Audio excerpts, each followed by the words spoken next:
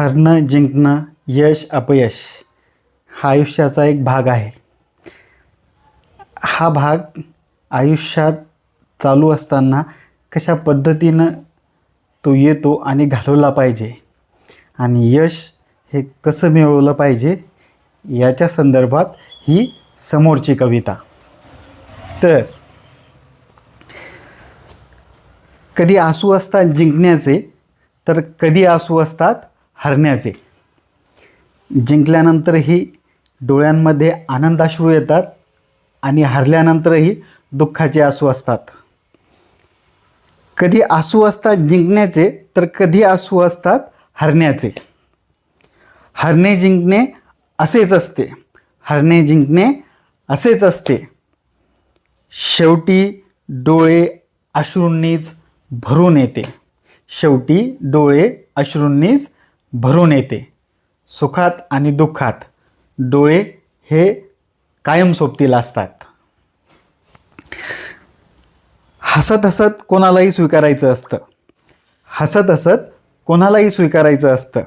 कारण स्पर्धेत हरो किंवा जिंको, कारण स्पर्धेत हरो किंवा जिंको, माणूस हा काहीतरी शिकतच असतो, माणूस हा काहीतरी शिकतच असतो. जिंकलं काय किंवा हरलं काय या दोन्हीतूनही एक गोष्ट कायम आहे, काहीतरी शिकणं. जिंकल्यानंतर आपण ते कशा पद्धतीने जिंकू शकतो हे आपल्या लक्षात येतं आणि हरल्यानंतर हे लक्षात येतं की काय करायला नको. त्याच्यामुळे हरण्यात आणि जिंकण्यात माणूस शिकतच असतो. या शिकण्यातूनच तो घडत असतो आणि हरलेली स्पर्धा तो या घडण्यातूनच पुढच्या वेळेस जिंकत असतो.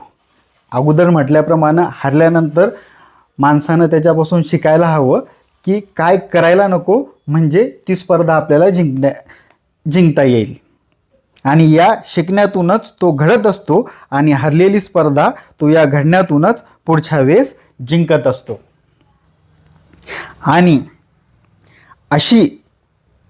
अशा जिंकण्यातूनच तो सजत जातो आणि असं सजता सजताच या जिंकण्यातूनच तो सजत जातो आणि असं सजता सजताच शेवटी यशाचा मुकुट हा शिरावर असतो, शेवटी यशाचा मुकुट हा शिरावर असतो. ज्यावेळेस माणूस हरतो त्या हरण्यातून ज्यावेळेस शिकतो आणि ते जे शिकलेलं आहे तो ज्यावेळेस त्या स्पर्धेत पुढच्या वेळेस वापरतो, तर 100% तो माणूस त्यावेळी जिंकतो. आणि जसं जसं माणूस जिंकतो तसा तसा आयुष्यात स्वतःच्या डोक्यावरती यशाचा मुकुट हा ठेवला जातो. अगदी खरंच.